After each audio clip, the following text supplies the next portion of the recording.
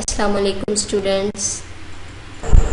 आज जो है हमने इसकी एक्सप्लेनेशन पढ़नी है कि मास स्पेक्ट्रोमीटर जो है इसमें हम आइसोटोप्स की रिलेटिव अबंडेंस जो है वो किस तरह से हम फाइंड कर सकते हैं।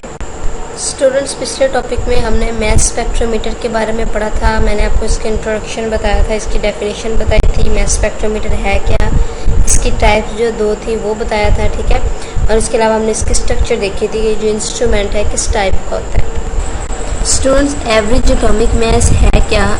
Average atomic mass of an element, किसी भी एलिमेंट का एवरेज एटॉमिक मास उसके आइसोटोप्स के जो एटॉमिक मैसेज हैं उसका प्लस यानी उसका सम, ठीक है, उसको जमा करके और फिर हर एक आइसोटोप के मास को उसकी अबंडेंस के साथ, उसकी नेचुरल अबंडेंस है उसके साथ मल्टीप्लाई करके और फिर सारी वैल्यूज़ को हम 100 पे डिवाइड करके वो जो वैल्यू होती है किसी भी एलिमेंट की वो उसका एवरेज एटॉमिक मास होता है।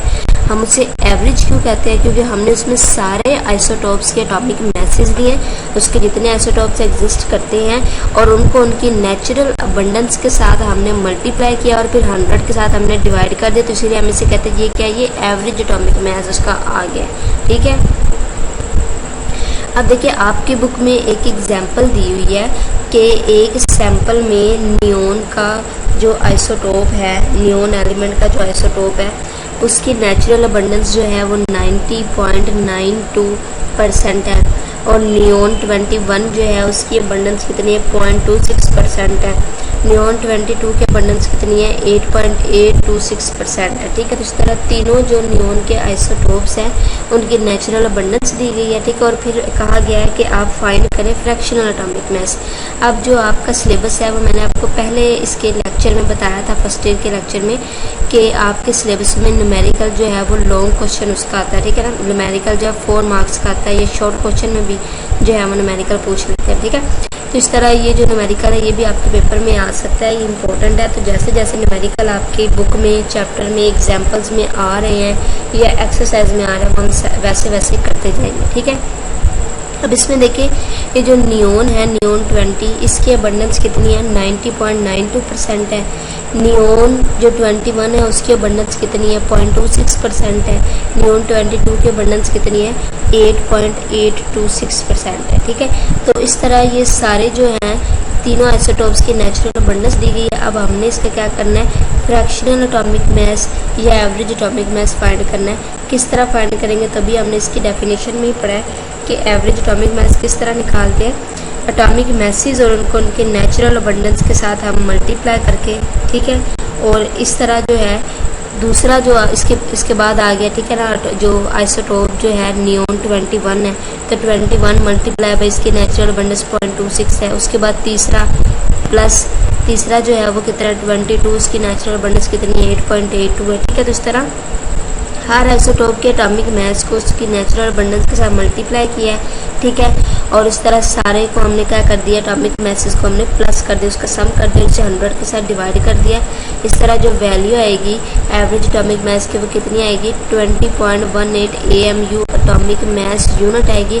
और ये फ्रैक्शनल वैल्यू है, ठीक है, क्योंकि देखिए ये फ्रैक्शन में है, 20.18 है, ठीक है, AMU एटॉमिक मास यूनिट।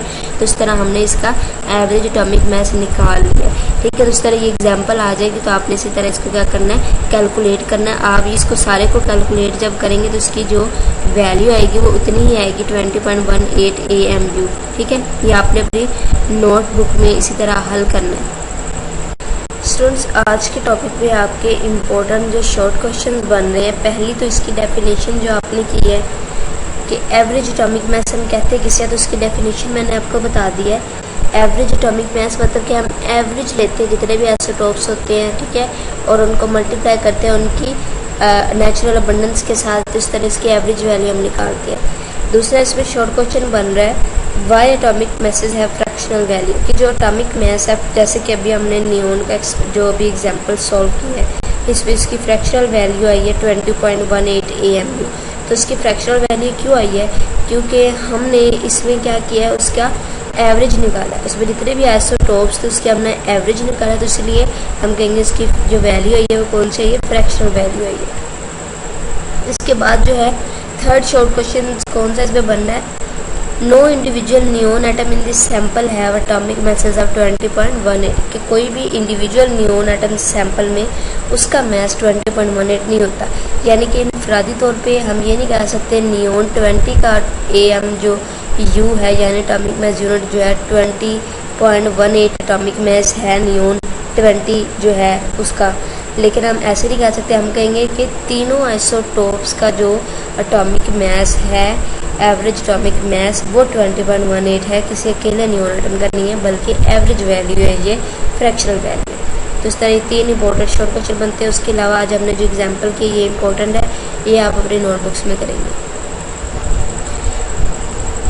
आपका जो नेक्स्ट लेक्चर स्टूडेंट होगा वो होगा एनालिसिस ऑफ कंपाउंड, कि हम एक कंपाउंड का तज्जिया किस तरह कर सकते हैं। उसमें हमने एम्पिरिकल फार्मूला और मॉलिक्यूलर फार्मूलाज के बारे में पढ़ना है, जो कि आपने 9th क्लास में भी पढ़ा हुआ है। तो ये हमने इंशाल्लाह नेक्स्ट लेक्चर में पढ़ना है।